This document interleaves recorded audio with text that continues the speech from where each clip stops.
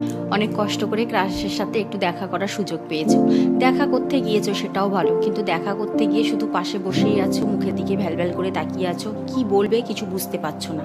কি করলে শুধুমাত্র নিজের গল্প করেই গেলে আর ক্রাশ চুপচাপ শুনেই গেল, না তারটা কিছু শুনলে না তেমনভাবে নিজেরটাও কিছু শোনাতে পারলে বাড়ি চলে এলে। বাড়ি চলে আসার পরে তোমার কি মনে হয়? আমি দেখতে খারাপ তাই জন্য আমার সঙ্গে কথা বলিনি, এই ধারণাটাই থাকে। তো এই ধারণাটা থাকাটাই ভুল। কেন তুমি যেটা করেছো সেটা সম্পূর্ণই ভুল। তুমি তো তাকে ইমপ্রেস করতেই পারোনি, তাই তো তাকে কি করে ইমপ্রেস করবে? একটু শুনে দেখো না, হয়তো কাজে লাগবে।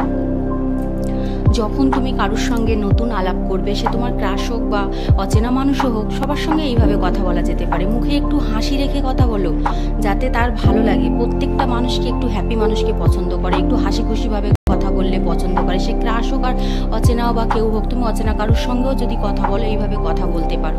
যার সঙ্গে কথা বলছো তার সঙ্গে কথা বলার সময় নিজের প্রশংসা কম করে তার প্রশংসা করে দেখো না, সে খুবই পছন্দ করবে। তাকে বলো যে তোমার হাসিটা সুন্দর, তোমার চোখের চাউনিটা ভালো, তোমার এই জামাটা পরে খুব ভালো মানিয়েছে, তোমার এই জিনিসটা ভাল লাগছে আমার, এইভাবে কিছু বলে দেখো না, তার নিশ্চয়ই ভালো লাগবে। তার কারণ হচ্ছে প্রত্যেকটা মানুষ নিজের প্রশংসা শুনতে খুবই ভালোবাসে। যখন কারোর সঙ্গে কথা বলছো, নিজে কম বলো, তারটা বেশি শোনো, দেখো সে খুব পছন্দ করবে। সবাই নিজেরটাই বলতে বেশি পছন্দ করে। যখন কারোর সঙ্গে আমরা কথা বলি কি করতে হবে? তার চোখের দিকে তাকিয়ে থাকতে হবে, মনোযোগের সঙ্গে শুনতে হবে। তার যেন না মনে হয় যে আমি তো আমার মতো গল্প করেই যাচ্ছি, সে তো কিছুই শুনছে না, সে অমনোযোগী। এরকম পরিস্থিতির সৃষ্টি করলে হবে না। এমনভাবেই তার দিকে তাকিয়ে থাকতে হবে যেন প্রত্যেকটা কথাই তোমার খুব ভালো লাগছে, এরকম আবভাব করতে হবে। মুখে তো হাসি রাখতে হবে। তাহলে আমি কি বললাম? মুখে হাসি রাখতে হবে, তার প্রশংসা করতে হবে, মনোযোগ সহকারে তার কথা শুনতে হবে, নিজেরটা কম বলতে হবে, তারটা বেশি শুনতে হবে।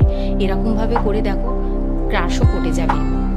আর একটু বলি, বাড়ি এসে এরকম ভাবার কিছু নেই যে আমি দেখতে খারাপ।